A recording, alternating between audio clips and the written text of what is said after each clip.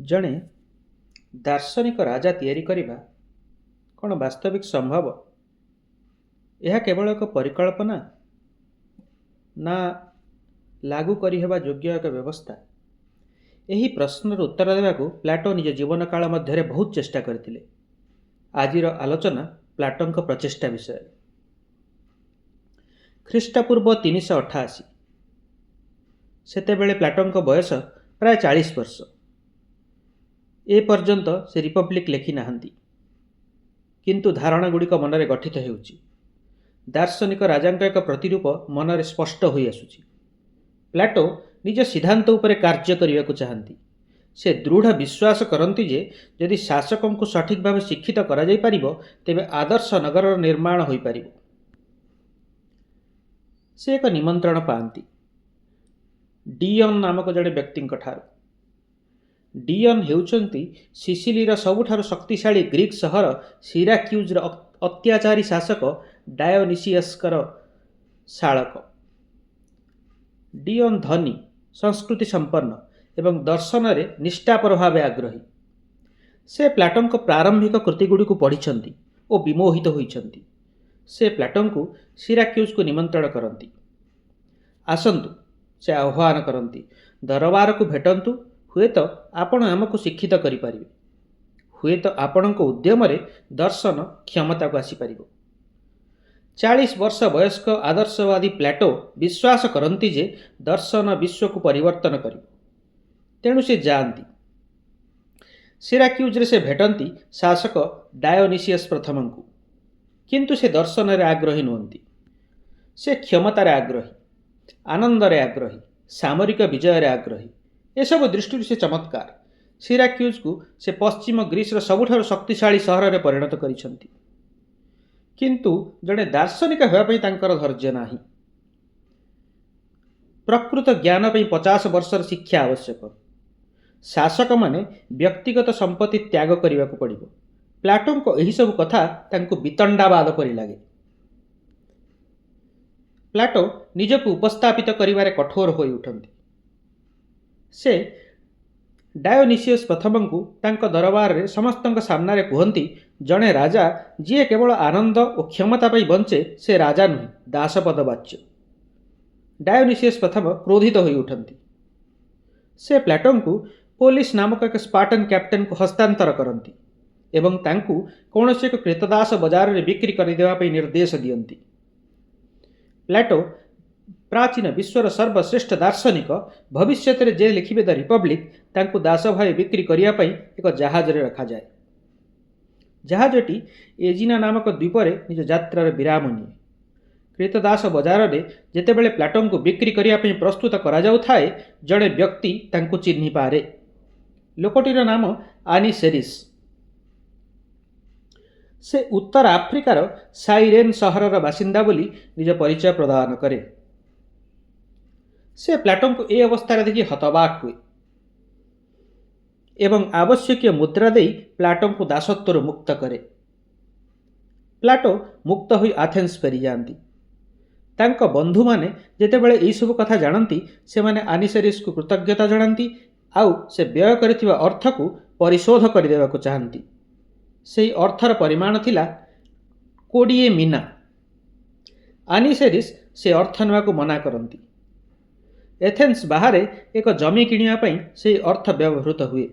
ସେହି ଭୂମିରେ ପ୍ଲାଟୋ ନିଜର ବିଶ୍ୱବିଦ୍ୟାଳୟ ଏକାଡେମୀ ନିର୍ମାଣ କରନ୍ତି।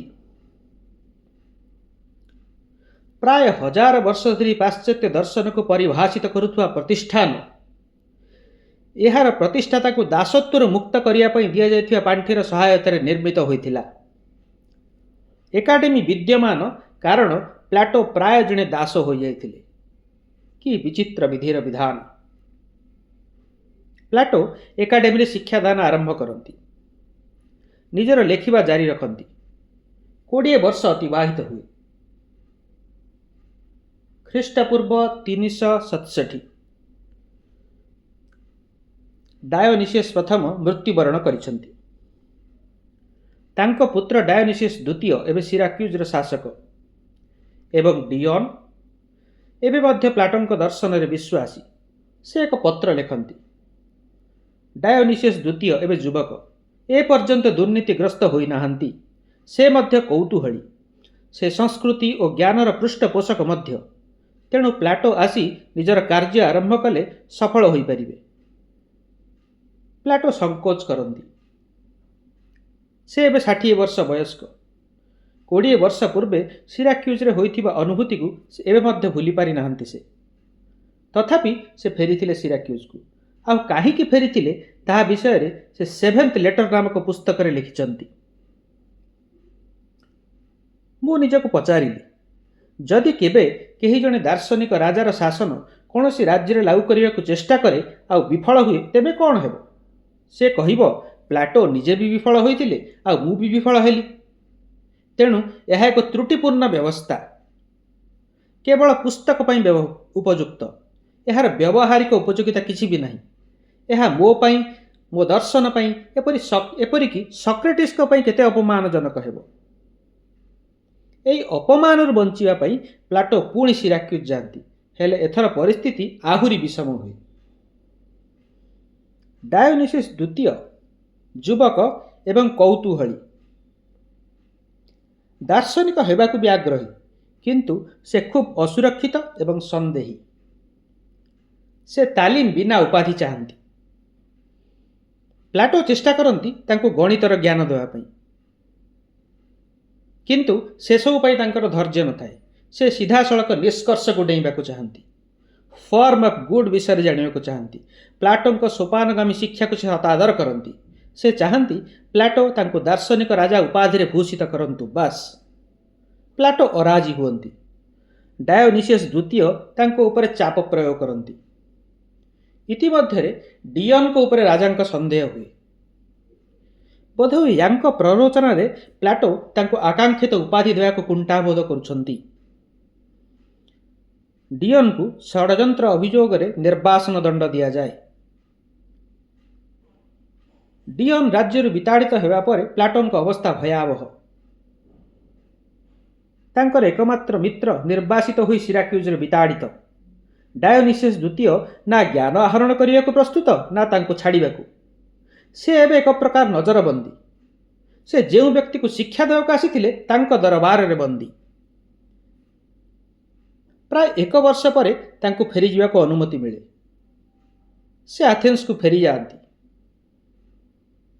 କିଛି ବର୍ଷ ପରେ ଡିଅନ୍ ସୈନ୍ୟବାହିନୀ ଧରି ସିରାକ୍ୟୁଜ ଉପରେ ଆକ୍ରମଣ କରନ୍ତି ଏବଂ ଡାୟୋନିସିୟସ୍ ଦ୍ୱିତୀୟଙ୍କୁ ପରାଜିତ କରି ରାଜ୍ୟ ହାସଲ କରନ୍ତି। ଦାର୍ଶନିକ ରାଜା ଉପରେ ବିଶ୍ୱାସ କରୁଥିବା ଡିଅନ୍ ନିଜେ ଜଣେ ଅତ୍ୟାଚାରୀ ରାଜା ହୋଇଯାଆନ୍ତି ଏବଂ ନିଜର ଉତ୍ତରାଧିକାରୀକୁ ଶିକ୍ଷା ଦେବା ପାଇଁ ପ୍ଲାଟୋଙ୍କୁ ନିମନ୍ତ୍ରଣ କରିବାର କୌଣସି ଆବଶ୍ୟକତା ଅନୁଭବ କରନ୍ତି ନାହିଁ। ପ୍ଲାଟୋ ଏହା ମଧ୍ୟ ଦେଖନ୍ତି ଏବଂ ସଂସାରର ବିଡ଼ମ୍ବନାକୁ ଅନୁଭବ କରନ୍ତି। ଖ୍ରୀଷ୍ଟପୂର୍ବ 347ରେ ଆଥେନ୍ସରେ ପ୍ଲାଟୋଙ୍କ ମୃତ୍ୟୁ ହୁଏ। ତାଙ୍କର ଆଦର୍ଶ ସହର ବା ରାଜ୍ୟ କେବେ ବି ନିର୍ମିତ ହୋଇପାରେ ନା। ତଥାପି ଏକାଡେମୀରେ ଶିକ୍ଷାଦାନ ଜାରି ରୁହେ। ତାଙ୍କର ଚିନ୍ତାଧାରା ଅମର ହୋଇ ରହିଯାଏ।